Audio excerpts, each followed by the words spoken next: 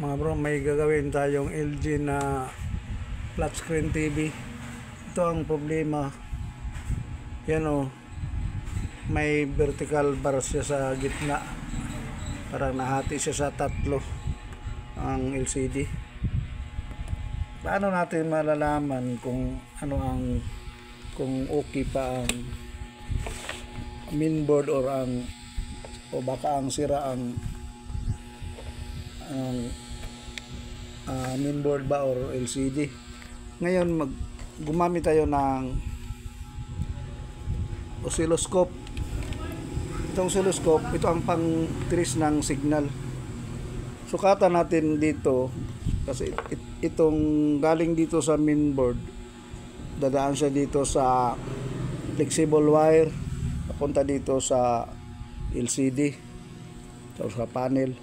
Ngayon magsukat tayo dito kung may lumabas ba na may signal ba dito. Yan, makita natin sa oscilloscope may video signal siya. Yan o, makita natin dyan.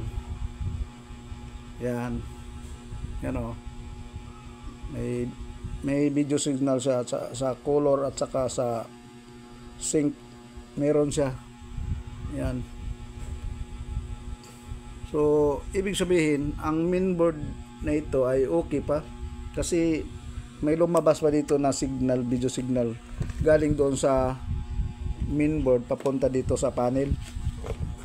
Ngayon, ang sunod nating gawin, magsukat tayo ng voltahe dito sa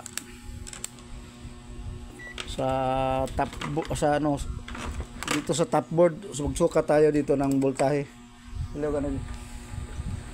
Sukat tayo ng voltahe. Mahirap kasi guys, isa lang kamay. Ito may diretso. Sukatan natin dito ng voltahe. Ngayon, dito tayo magsukat sa BIN or voltage input. Yan, makita natin may supply siya. Nasa 11.6 or 12 volts. Ang supply kasi nito 12 volts. Pwede na yan. Ngayon, sukatan natin dito.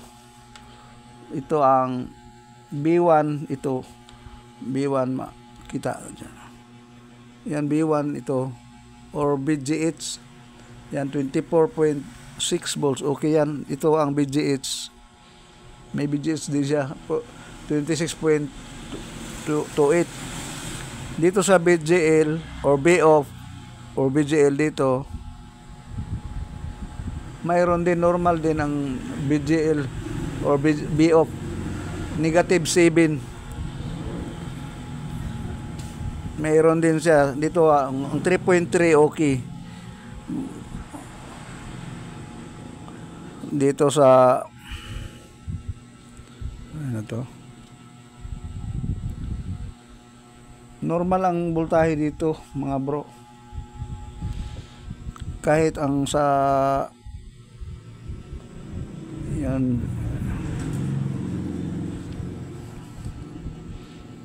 makasuka tayo ng tamang voltahe dito.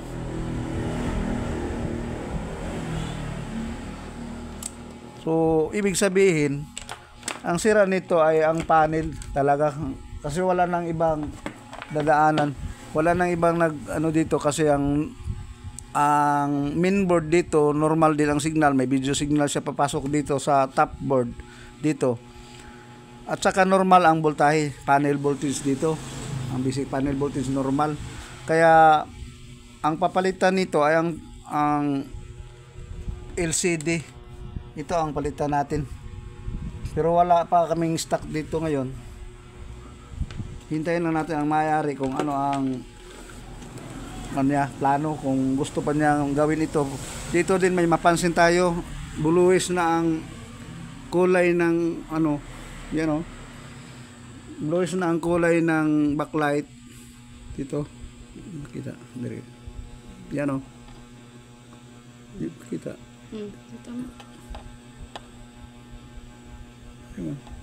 Yan.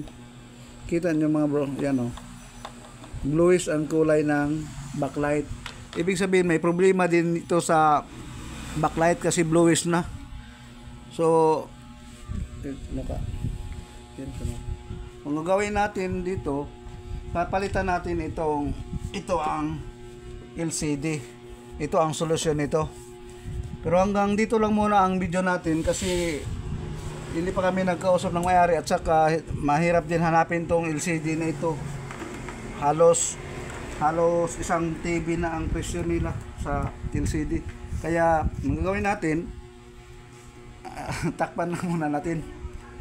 Okay, thanks for watching.